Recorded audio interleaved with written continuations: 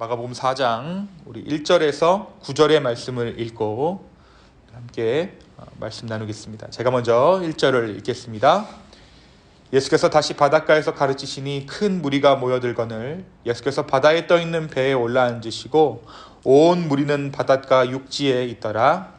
예수께서 여러 가지를 비유로 가르치시니 그 가르치시는 중에 그들에게 이르시되 들으라, 씨를 뿌리는 자가 뿌리러 나가서 뿌릴새 더러는 길가에 떨어짐에 새들이 와서 먹어버렸고 더러는 흙이 얕은 돌밭에 떨어짐에 흙이 깊지 아니하므로 곧 싹이 나오나 해가 돋은 후에 타서 뿌리가 없으므로 말랐고 더러는 가시떨기에 떨어짐에 가시가 자라 기운을 막음으로 결실하지 못하였고 더러는 좋은 땅에 떨어짐에 자라 무성하여 결실하였으니 30배나 60배나 100배가 되었느니라 하시고 함께 읽습니다. 또 이르시되 들을 귀 있는 자는 들으라 하시니라. 아멘.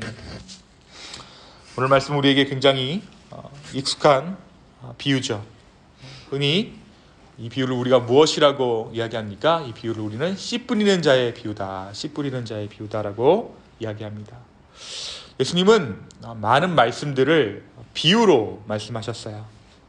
예수님께서 비유로 말씀을 전하셨던 이유는 무엇보다도 하나님의 나라를 전하실 때, 하나님의 나라의 비밀을 전하실 때 하나님의 언어로 말씀하신 것이 아니라 일상의 언어로, 인간들이 일상 가운데, 우리의 일상 가운데 있는 일상의 언어로 그 하나님의 나라를 전하셨던 것입니다.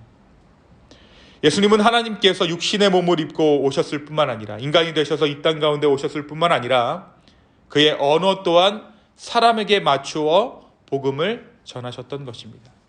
오늘 이 아침에 우리가 기도할 때 하나님께서 우리 수준에 맞는 그 말씀으로 응답해 주실 줄로 믿습니다.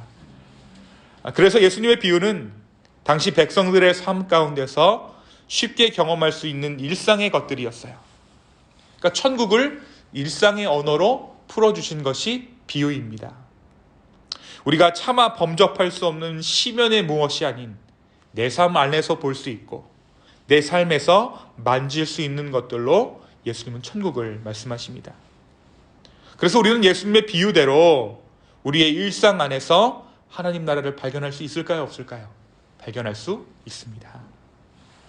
그리고 우리의 기도가 우리의 일상 가운데 임하신 그 하나님 나라를 바라보게 하는 그 시선들을 허락해 줄 것입니다. 어느 날 비유가 깨달아지는 것이죠. 아, 이것이 그 비유구나. 그리고 그 안에서 하나님 나라를 발견하게 되는데 그 발견하게 되는 연료, 그 발견하게 되는 그 눈을 뜨게 하는 그 힘이 어디서 나오는가? 바로 기도 가운데 나오는 줄로 믿습니다. 오늘 예수님은 씨 뿌리는 자의 비유를 통해서 하나님 나라가 어떠한 곳인가에 대해서 이야기하고 있어요.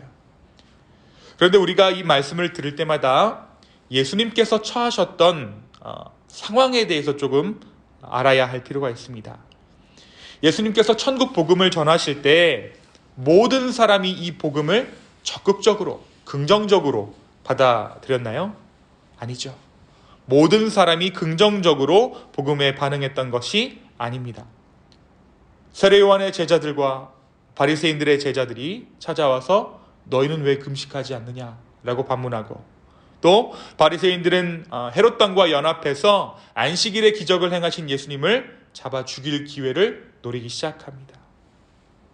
게다가 예수님을 따르는 무리 중에 예수 그리스도의 이적과 그가 베푸는 병고침들만 사모하며 나오는 자들도 있었습니다. 거의 대부분이 그러했을 거예요.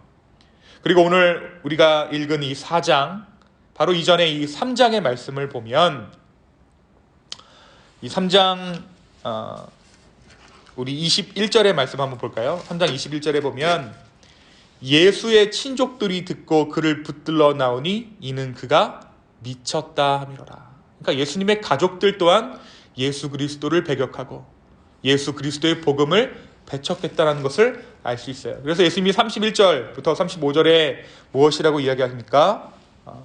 누구든지 하나님의 뜻대로 행하는 자가 내 형제요, 내 자매요, 어머니라. 육신의 형제가 아니고 육신의 어머니가 나의 어머니가 아니다. 하나님의 뜻대로 행하는 자, 복음을 믿는 자가 나의 형제고 나의 어머니다 라고 이야기하는 것을 봅니다. 그러니까 굉장히 예수 그리스도의 복음을 제대로 받아들이지 않고 마음 가운데 거부감이 있는 사람들이 더욱더 많았다라는 것이죠. 사람들이 예수 그리스도의 행적을 말하자 많은 사람들이 그를 따르기도 했지만 그의 본심은 예수 그리스도를 거부하고 배격했던 것입니다. 이렇듯 우리 예수 그리스도를 그리고 그가 전하는 복음에 대한 이 네 가지의 부류들을 우리는 3장까지의 말씀을 통해서 확인했습니다. 그리고 오늘 이 비유에서 네 가지 종류의 씨가 뿌려지는 환경에 대해서 이야기하죠. 그것이 무엇입니까? 길가, 또 흙이 얕은 돌밭, 가시떨기, 그리고 좋은 땅입니다. 근데 오늘 이 비유를 잘 보시면 여러분 네 가지 종류의 씨가 뿌려지는 것이 아니라 네 가지 종류의 밭에 씨가 뿌려지는 것이 아니라 한 밭 안에 지금 이 네 가지 종류의 땅이 같이 있는 거예요. 큰 밭 안에 어떤 밭은 돌밭이고 어떤 쪽은 가시 덤불도 있고 어떤 쪽은 흙이 얇고 어떤 쪽은 좋은 땅이라는 것이죠. 무엇보다 이 씨를 뿌려지는 땅의 환경이 말라 죽을 수도 있고 결실을 맺을 수도 있는 것입니다. 그것은 이 씨가 심기워진 것이 아니라 뭐라고 이야기합니까? 씨가 뿌려졌기 때문이에요. 단지 농부는 이 씨를 뿌릴 뿐이에요. 그리고 이 씨 자체에는 땅을 바꿀 만한 힘이 있나요? 없나요? 없죠. 그냥 이 씨는 뿌려질 뿐이에요. 이 씨가 땅을 바꿀 수 없습니다. 가시떨기에 떨어졌다고 해서 이 씨가 그 땅을 바꾸어서 풍성한 열매를 맺을 수 없다는 것을 우리 이 비유를 자세히 보면 알 수 있죠. 예수님은 예수님께서 전하시는 천국에 대한 이야기, 다시 말해 복음이 전해지는 이스라엘 안에서 어떻게 지금 뿌려지고 있는지, 그리고 그 사람들의 네 가지 반응을 통해서 이 밭의 비유를 통해 지금 말씀하고 계신 거예요. 예수님께서 이 비유를 풀어주십니다. 어떻게 풀어주십니까? 누군가 이 예수 그리스도의 복음을 들었을 때 사탄이 와서 그들에게 뿌려진 말씀을 빼앗는 것이 길가에 뿌려진 말씀이에요. 또 어떤 자는 즉시로는 기쁨으로 받으나 환난과 박해가 일어나면 곧 넘어지는 자들이죠. 또 어떤 자들은 세상의 염려와 재물의 유혹, 욕심들이 들어와서 열매를 맺을 수 없다라는 것입니다. 사랑하는 성도 여러분, 오늘 이 말씀을 우리가 어떻게 받아들여야 할까요? 씨 뿌리는 자는 다름 아닌 우리 주님이세요. 우리 주님이 씨를 뿌리십니다. 그분은 그 땅을 기경하시지는 않아요. 이 비유를 듣는 자들에게 땅을 기경하라 말씀하시지도 않습니다. 다만 예수님은 씨를 계속해서 뿌리실 뿐입니다. 그리고 그 밭에서 나오는 소출을 보고 그 밭의 상태를 알아내시는 주님이세요. 그렇습니다. 우리가 이 말씀을 어떻게 묵상했습니까? 이 말씀을 듣고 우리가 우리의 마음밭을 기경해야 한다. 기도로 기경하고 말씀으로 기경해서 좋은 밭을 만들어야 한다. 물론 좋은 말씀이죠. 그러나 오늘 이 말씀이 보다 정확하게 이야기하는 것은, 오늘 이 말씀이 우리 가운데 말해주고 있는 정확한 의미는 뿌려지는 말씀들이 내 안에서 맺어나는 그 열매들을 통해 우리의 마음밭 상태를 알 수 있다는 거예요. 계속해서 뿌려지는 말씀이 내 안에서 어떻게 되어지는가? 나는 지금 바리새인과도 같은가? 세례 요한의 제자들 같은가? 아니면 예수 그리스도의 이적만을 구하는 무리와 같은가? 아니면 예수님의 말씀은 내 안에 뿌리워져서 풍성히 열매에 맺어가고 있는가 하는 것을 우리가 알 수 있다는 것입니다. 그래서 이 비유가 무엇입니까? 이 비유가 밭의 비유가 아니라 씨 뿌리는 자의 비유예요. 계속해서 예수님은 씨를 뿌린다는 것이죠. 늘 언제나 우리의 마음밭이 좋은 옥토밭일 수는 없습니다. 내 마음 모든 곳이 좋은 밭일 수는 없어요. 그러나 우리가 한 가지 오늘 말씀을 은혜로 받을 수 있는 이유는 다름 아닌 계속해서 뿌려지는 이 씨앗에 있습니다. 이 씨를 뿌리시는 농부 가운데 있어요. 우리 예수님은 쉬지 않고 쉴 새 없이 말씀을 우리 가운데 전하세요. 예수 그리스도의 복음을 전하십니다. 그리고 내 마음 어느 곳에 뿌려진 그 씨앗은 30배, 60배, 100배의 소출을 거두게 될 것입니다. 여러분, 이 30배, 60배, 100배가 굉장히 많은 양 같죠. 근데 이 씨앗 하나가 잘 심겨지면, 잘 뿌려지면 당연히, 너무나도 당연히 30배, 60배, 100배의 소출을 내는 거예요. 우리 벼농사 지으면 알 수 있잖아요. 나달 하나를 뿌리면 어떻게 됩니까?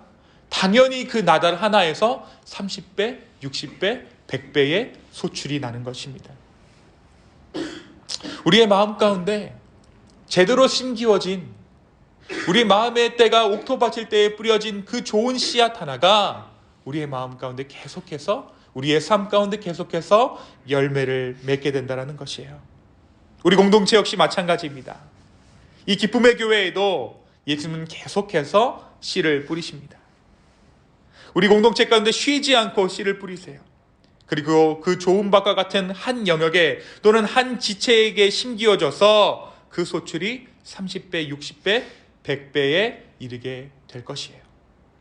그리고 그 소출로 우리의 공동체는 풍성해질 줄로 믿습니다. 오늘 끊임없이 씨앗을 뿌리시는 우리 주님께 감사하는 저와 여러분 되기를 소망합니다. 그리고 올 한 해 내가 거두어 드릴 그 믿음의 소출에 대해서도 기대할 수 있는 저와 여러분 되기를 예수님의 이름으로 축원합니다. 오늘 이 아침에 우리가 함께 기도할 때, 주님, 내가 이 심기어진 이 말씀을 정말 잘 열매 맺을 수 있는 옥토밭 되기를 소망합니다. 주님, 내 인생 가운데, 내 삶 가운데 찾아오셔서 뿌려지는 이 말씀들이 결실을 맺을 수 있도록 성령 하나님 나를 인도하여 달라고 간절한 마음으로 함께 기도할 수 있는 이 아침 되기를 소망합니다. 시간 함께 기도하겠습니다. 주님, 오늘 이 아침에 주신 말씀을 하나님의 말씀으로 받아 우리가 주 앞에 기도하며 나아갑니다. 성령 하나님, 우리를 인도하여 주십시오. 우리의 마음밭 가운데 더러는 가시밭 같고 더러는 돌짝밭 같고 정말 더러는 길가에 뿌려진 그러한 마음의 상태가 있지만, 그럼에도 불구하고 우리의 마음 한구석 옥토밭과도 같은 그 밭에, 그 마음밭에 심겨진 뿌리가 열매 맺을 줄로 주여 믿습니다. 성령 하나님, 씨를 뿌리시는 그 예수 그리스도의 은혜에 감사합니다. 주님, 우리가 우리의 마음밭이 조금씩 그 씨앗으로 말미암아 풍성함을 찾아갈 수 있도록 주여 인도하여 주시옵소서. 아버지 하나님, 우리의 정말 풍성함이 어디로부터 오는지 우리로 하여금 깨닫게 하여 주시고, 정말 마음밭에 따라 우리의 풍성함이 좌우된다는 것을 다시 한번 이 아침에 깨달아 주의 말씀 가운데 올바로 설 수 있는, 굳건히 설 수 있는 기쁨의 교회 될 수 있도록 주여 인도하여 주시옵소서. 감사합니다. 이번 말씀 살아계신 예수 그리스도의 이름으로 기도하였습니다. 아멘.